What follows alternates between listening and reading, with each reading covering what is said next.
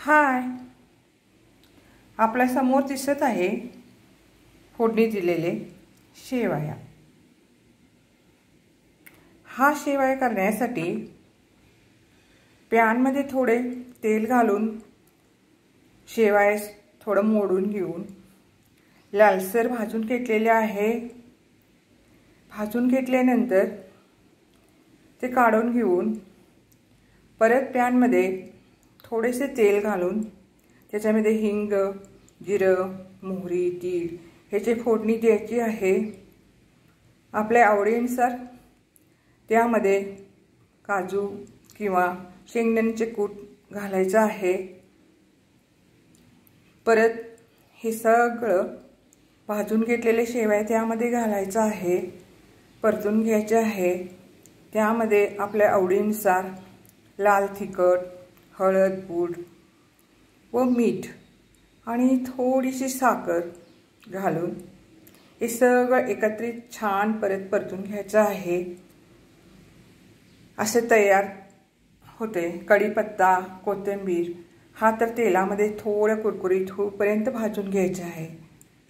का म्हणजे फार दिवस टिकण्यासाठी कढीपत्ता आणि हे छान भाजले पाहिजे। कोथिंबीर हे असे केलेले आपण आरामात 15 दिवसापर्यंत तरी आपण करून ठेवून खाऊ शकतो।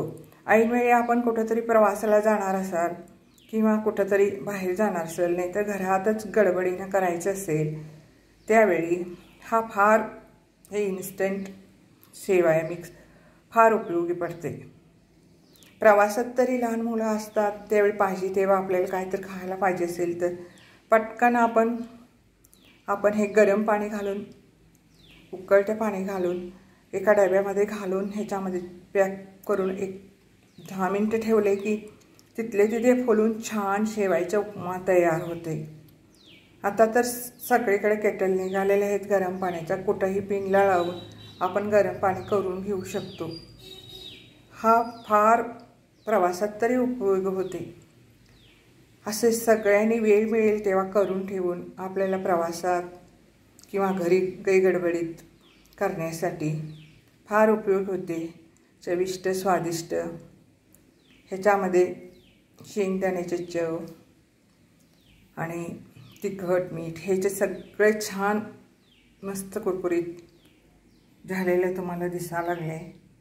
दिसायला पण किती छान, असंच पाणी घालून उकळल्यानंतर सुद्धा छान फुलते आणि अतिशय पटकन होणारे हा इन्स्टंट तयार शेवया उपमा।